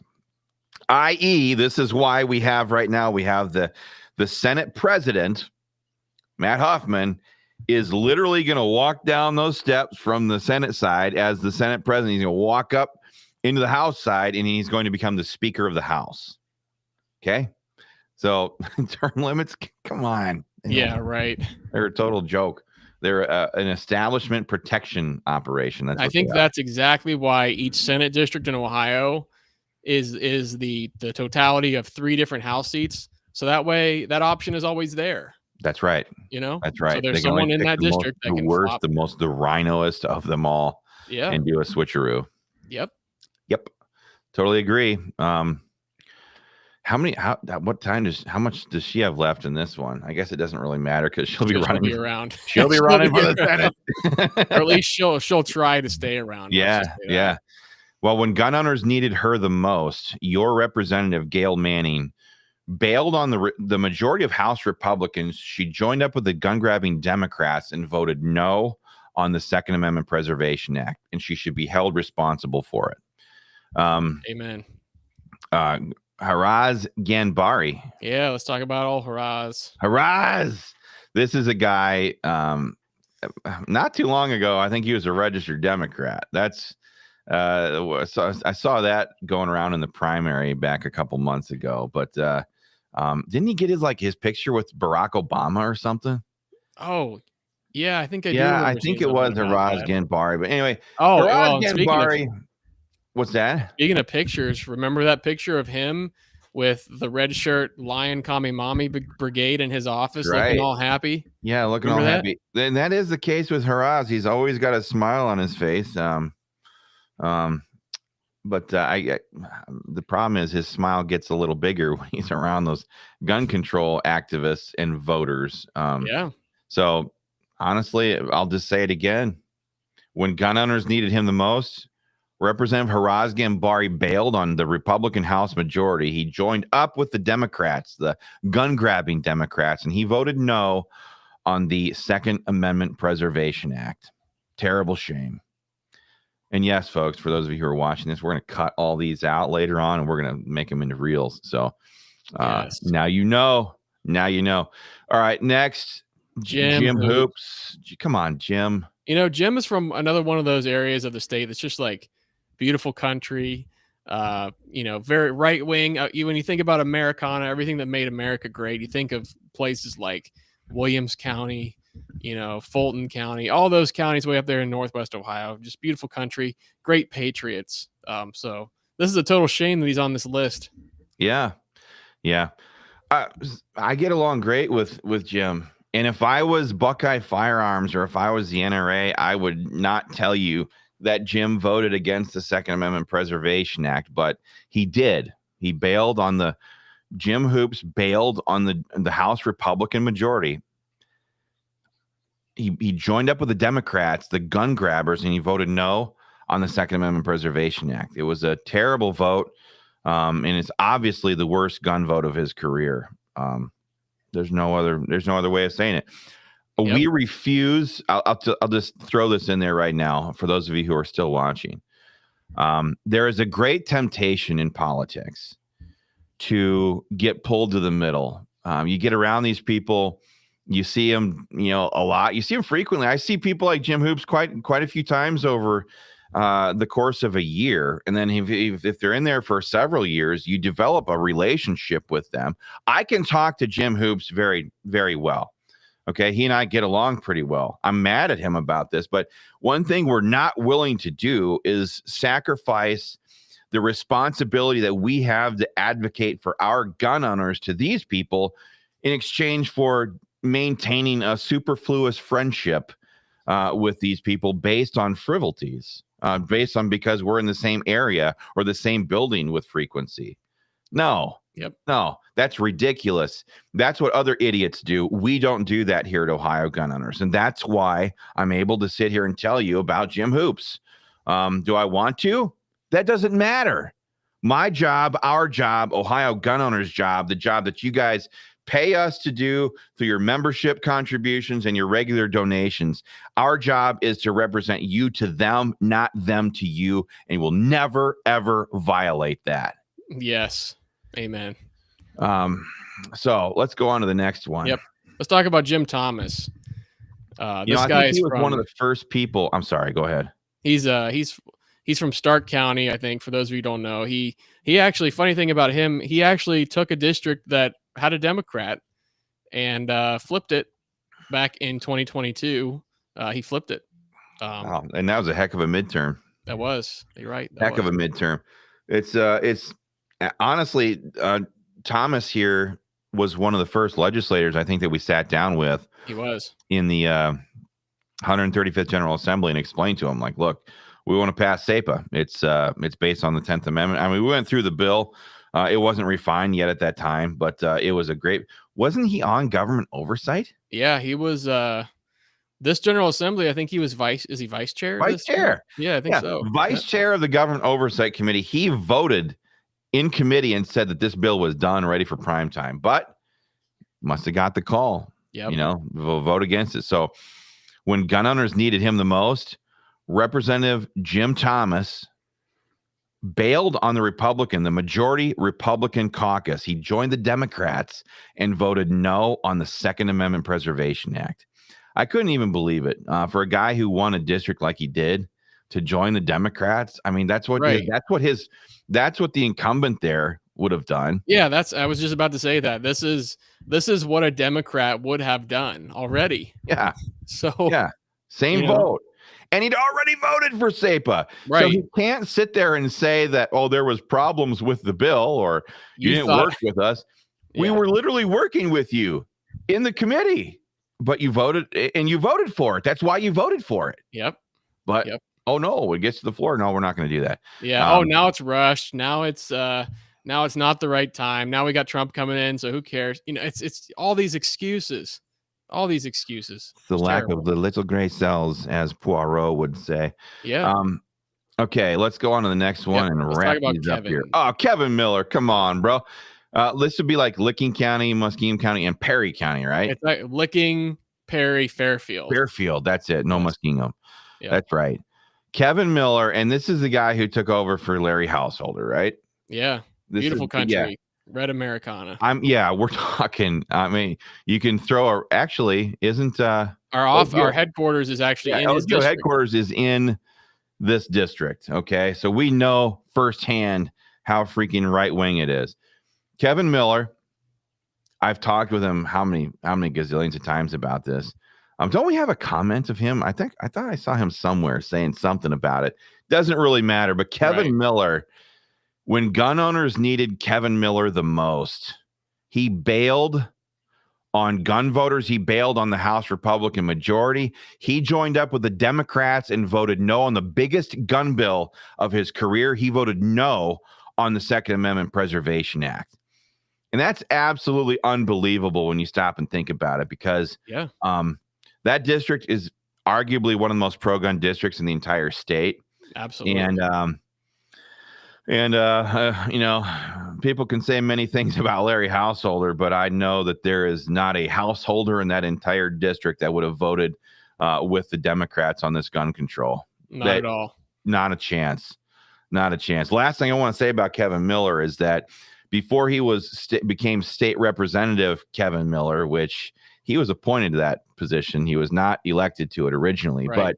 but Kevin Miller, before he was before he was state representative, Kevin Miller was the lobbyist for the Ohio Department of Public Safety, I think particularly the Ohio Highway Patrol. Yes. And he was one of the lobbyists, the gun control lobbyists walking around there pretending to lobby on behalf of law enforcement. He's actually lobbying for gun control, opposing pro-gun bills, promoting gun control bills. A taxpayer-funded lobbyist. Yeah. Taxpayer-funded lobbyist. Yep. So that's even worse. But that's the truth about Kevin Miller. And what we saw on the 11th of December this year, 2024, we saw him return back to his gun control roots, where he was representing the gun control organizations back to Perry County or Fairfield County or Licking County, and instead of those counties, his district, back to the legislature like they deserved. So what a shame. What a total shame. Who else we got up here? All right, let's talk about Monica Blasdell. Okay, honestly, she's one of these people that is just like off the radar. Yeah, I mean, she's one of those people too, just like Bill Romer. Like, who are you, lady? Who even are you? Where have you been? What have you done? Where have you been? What have you done the last 2 years? You've been in since the beginning of 2022. Or no, I can never remember these 2023? hyphenated names either. Like, so Monica Blasdell. Rob, I think it's Monica Robb, ROBB Blasdell, I think is what her name is. I'm just going to call her Monica Blasdell. Yeah. But I want people to know this because we're going to cut this out later. When gun owners needed her the most, your representative, Monica Blasdell, bailed on the Republican majority, the majority of House members. She joined the Democrats and voted no on the biggest gun vote of her career. She voted no on the Second Amendment Preservation Act. And then they just fall back into obscurity. I don't know. Yeah. Radio silence, nothing. Yeah. Yep. Business as usual. Let's keep punching through here. Phil Plummer, former Montgomery County Sheriff, right? Yep. He's now, what is he, the new House Whip or something like that? Yeah. Or the Speaker Pro Tem, maybe Speaker Pro Tem. I don't remember. I know he's on the new House leadership team, which means he's like a number 1 lackey or number 2 lackey or whatever. Never the alpha dog, always the beta. But this is a guy who I sat down with in a meeting, probably last summer. Sat down in his office there in the Rife building. He's like, so what's the hang-ups with this bill? I said, there's no hang-ups with this bill. He's like, why are people against it? I said, because they haven't read the bill. He's like, well, what does it do about these task forces? I said, it doesn't do anything to current task forces. It simply stops future gun task forces. It doesn't touch the drugs, sex trafficking, human trafficking, deportation, none of that stuff. He's like, that's not what they say this bill reads. I said, well, here's the bill. This is what it says. Like, read it. Have you read it? He admitted to me he hadn't read it. In fact, every single legislator I've talked to has admitted to me foolishly that they haven't read the bill. Jim Hoops, he was one of them. Rodney Creech at one point had admitted he'd never read the bill. I mean, a lot of these people have never read the bill, and sadly, I wish I could sit here and tell you that that's the case for. That's rarely the case, but that's usually the norm. These legislators don't read the bills. But he hadn't read the bill, and he couldn't point to me in the bill where there was a problem. I said, there is no problem. All you have to do, Phil, is commit to me that you're going to read this bill, and then go and he's like, if this bill is as you say, I can get the law enforcement groups on here. I'm like, okay, do it. He's like, what are you willing to do to like help me get this across the line? I said, well, we're giving you a perfect bill. So, and we had this conversation back and forth, and he kept promising me I can get the law enforcement on board. Well, the bill was perfect. And to this very moment, Phil Plummer, he's got the lapel pin on. He's not one of the brightest bulbs in the chandelier by any means, but he still cannot articulate why there's anything wrong with the bill, because there is nothing wrong with the bill. But here he is saying that we have to water down our bill to make it so that the gun grabbers approve of it. Here's another thing I'd like people to remember. On August 4, 2019, That was the Dayton shooting in the Oregon district there in Dayton. He was standing right up there next to Nan Whaley on the press riser when she was demanding gun control. I don't know if people remember that, but I was about 15 feet away in the crowd, and he was right up there standing next to her. So I haven't seen him push anything really right wing at all. And certainly no rock solid, staunch gun bills. So this is when, honestly, I'm just going to say it, when gun owners needed him the most, Representative Phil Plummer bailed on the Republican majority. He joined up, he paired up with the Democrats, the gun-grabbing Democrats, and voted no on the Second Amendment Preservation Act. He voted no on the biggest gun vote of his career. And that's the way it is right now. Now, I don't know if he's going to run for re-election after this one. There's a lot of discussion about this. A lot of people say that he'd probably run for a county level position so he can max out his retirement and then bail with a pension of like $100,000 or something like that. So I mean, that's the motivating factor for a lot of these guys. Don't rock the boat. Money. I don't know if that's actually accurate, so we'll have to see. He might be in here for the last 2 years now. But yeah, that's Phil Plummer. Let's keep rolling. Yep. Sweet Sarah. Sweet Sarah. Oh, Sarah Carruthers. She's not termed out. She desperately wanted to be there. She was defeated. She got her butt handed to her in the primary, and it was specifically because of the SAPA issue. Yep. So it was kind of honestly like a week ago, or like the 11th when Rob and I were in the House gallery. The day was like droning on and on and on. And at one point we finally went up to the House gallery, and we got up there, and then like all the conservatives stood up and walked out, and they walked into the back room to start chowing down on some pizza. And I'm like, what the heck is going on here? And then I heard this droning going on, like this rambling and droning and all this stuff going on over in this corner. So I look over, I'm like, oh, that's sweet Sarah Carruthers, the gun control advocate. What's she want?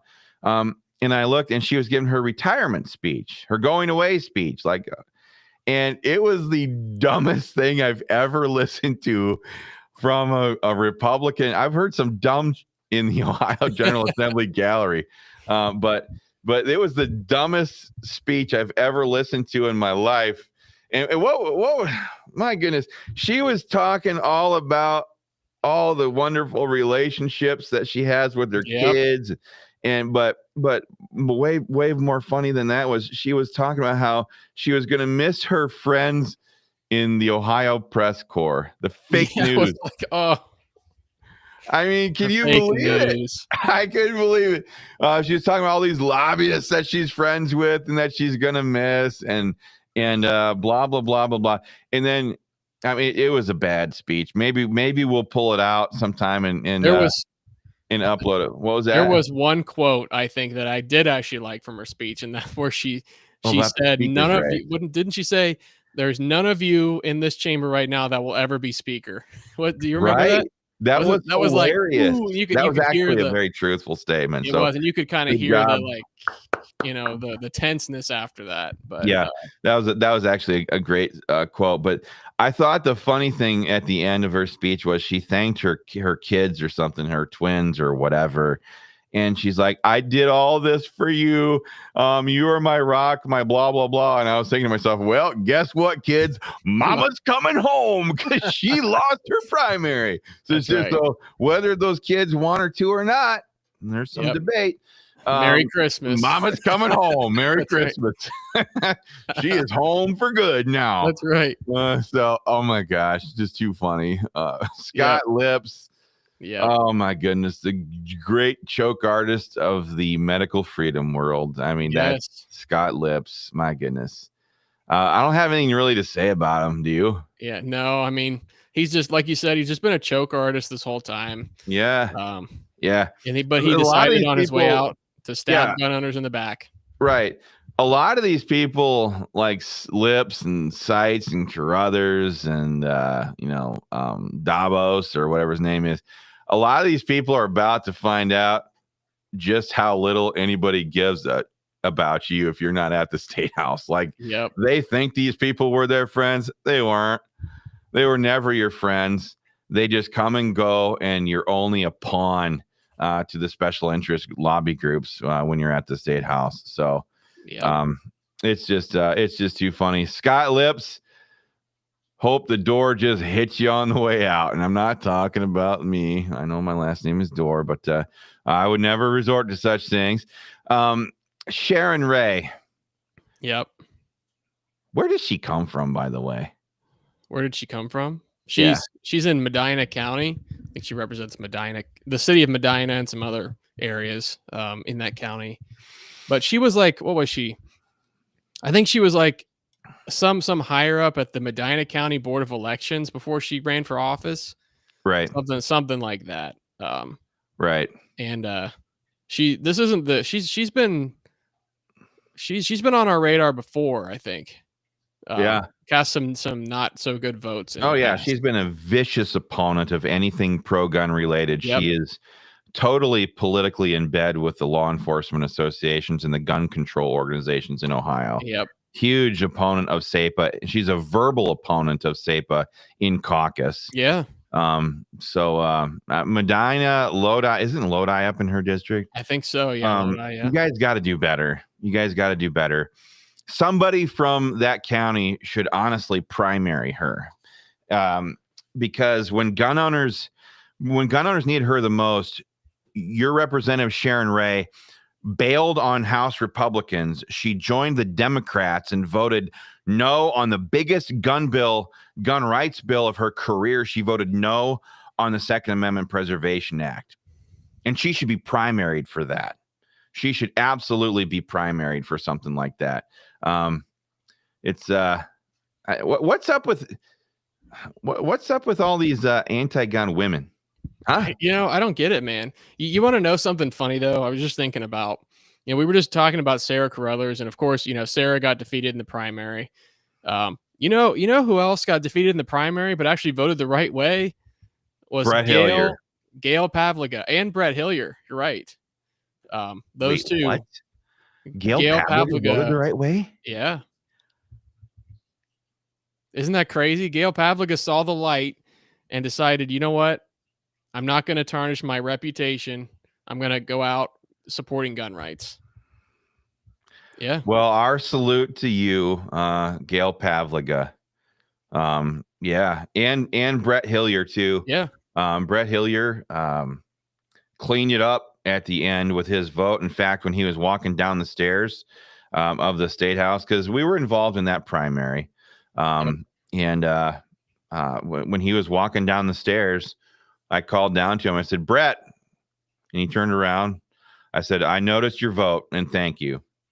And he did a nod of the head like, yep, I fixed that. Yep. So that doesn't get to stick to him anymore. He did the right thing. Yep. And again, Brett Hillier was the one who ran the skeleton session where they took SAPA from the calendar, the voting calendar, and they stuck it back into the House Rules Committee. Right. So basically killed our ability to force that vote right onto the floor from the calendar. But he made it right. He made it right when he voted yes on that bill, even though so many people wanted him not to. And honestly, and I was telling this to a couple people in his district last week. I said, honestly, I could not believe that he did that with the skeleton session, because in our conversations with Brett Hillier, he demonstrated to you and I, Rob, you remember this conversation. We were in the State House parking lot underground. Yep. And he articulated an understanding of the 10th Amendment and the power of SAPA better than anybody in the legislature, probably, except for maybe DJ Swearingen. So, yep.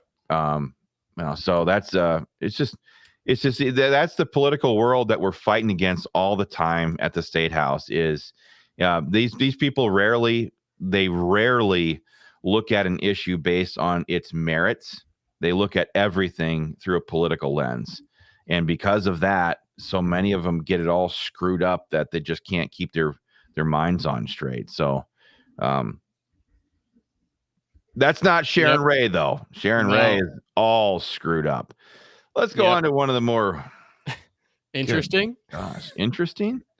members of the of the House, soon to be state Senate, right? Yep. He's going to be in the state Senate next year. Yeah. Tom Patton. Folks, I need you to know this. When gun owners needed him the most, your new now state senator, then state representative Tom Patton. I'm just going to redo this one right here. Go ahead. Yeah. Folks, we're going to be recording this and cutting this out later, so I'm going to do it again. Folks, when gun owners needed him the most, your representative, now state senator Tom Patton, bailed on the Republican majority. He joined up with the Democrats and voted no on the Second Amendment Preservation Act. I couldn't even believe it. And this guy's going to want to run for re-election to that Senate seat. Yeah, you want to know something interesting? I just pulled up a Wikipedia page on this guy. And he's been in elected office since 2003. Can you believe that? He first ran for the state House of Representatives in the election of the general election of 2022, or I'm sorry, 2002. I apologize. And he was Rob, in this. I think you were probably a baby back then. I was probably in elementary school in 2003. But we got term limits in Ohio. Right. Yep. Unbelievable. Isn't that insane? Literal fixture on the wall of the political establishment? That is Tom Patton. And something else too that I just read, according to Wikipedia, which I'm not sure what their source is, but they say he's a lifetime member of the Fraternal Order of Police. There you go.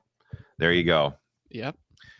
It doesn't give two shits about his district. He cares everything about his political alliances at the Ohio State House. So that's it. It's all about his political coffers, his political campaigns, and that's Tom Patton for you. Yep. So, what else? Who else Let's we go got? From one Tom to the next. Oh gosh, Tom Young. What are you doing? It's like a visual assault here. Look at that, and then that. Oh my gosh, I don't normally like to stoop to such levels because God did not bless me with the best of them either. But this guy, Tom Young, might be the ugliest guy at the Ohio General, in the entire Ohio General Assembly, on the outside and the inside. Yep. This guy, oh my goodness. I'm a subject matter expert on being ugly. But again, here's a guy who has no business. I used to work out in his district every afternoon. I think he represents Kettering, right?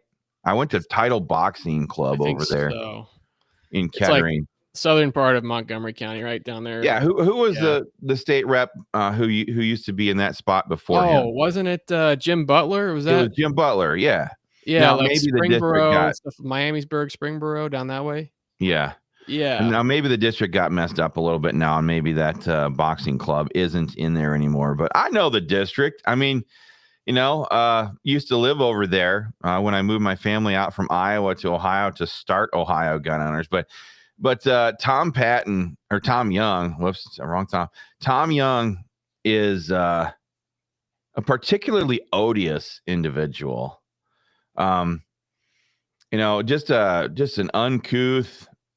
Just nasty. I don't know why either, because he has no right to be. But when he was needed the most, State Representative Tom Young joined the Democrats, bailed from the Republican caucus, joined the gun-grabbing Democrats, and voted no on the Second Amendment Preservation Act. I couldn't believe he did it, but he did it. And what was that conversation you and I had with him a little while back? What was the deal? Yeah, didn't he say something like, I don't know. Never heard of you. I had never heard of you. I trust the NRA. I don't know your group from or something. NRA is not even in Ohio hardly anymore. Did you see the NRA lobbyist at the State House at all when we were there? Because I didn't. No. I didn't see anybody on behalf of the NRA or Buckeye Firearms for that record. For that matter. I see Rob Sexton at the State House every now and then. I didn't see him. Sure. I didn't see him during lame duck session at all. Right. Right. And honestly, Rob Sexton is a huge upgrade over Jim Irvine. Jim Irvine was like the architect of choking on gun rights at the Ohio State House. So thankfully, OGO's Army has kind of driven him out. But folks, we wanted you guys to see all of these people.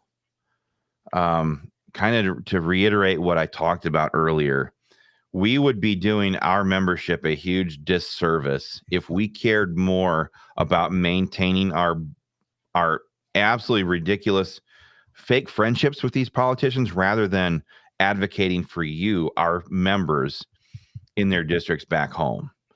That's what Ohio Gun Owners is all about. So we wanted to come in here and really show you some of these comments and statements that these legislators are putting out to try to defend their actions, so you guys can see there is no truth in them.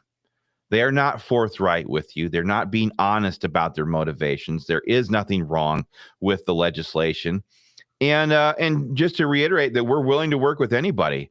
We're simply not willing to water this legislation down or remove the penalties from it, because that would remove the entire purpose of the legislation anyway. Right. This legislation, to recap here, this legislation is forward-looking. We want to get this legislation in law on the books so that at some point down the road, if a Democrat ever takes control of the White House again, or if a gun-grabbing RINO ever takes control of the White House or Congress or anything in Washington, D.C., that the state of Ohio has a set of laws on the books that says that Ohio cops will not be enforcers of that federal gun control. The time to pass this legislation is now. This is the best time to pass this, because Absolutely. We want to get this legislation on the books right now during the Trump administration years, so that when this bill passes and becomes law, the Federal Department of Justice does not immediately sue to try to get the bill struck down. If we can get this bill into law, we can have it in law for a number of years and establish legal precedent to keep it in place and make it that much more robust and strong in protecting the rights of Ohioans against federal tyranny. So that's what this is all about, folks. We want to come on here and address some of these things for you. It's Casual Friday here on this video. So we went through a whole list of all the 28 Republicans that voted against your Second Amendment freedoms. We named them by name. We showed you their pictures, but you guys can see exactly who stands against your Second Amendment freedoms. So with that, I think we're going to end this video. Rob, you got anything else you want to add?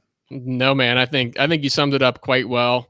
So folks, just keep on it, guys, and do not forget their names. Yes, don't forget their names, and we won't let you forget their names.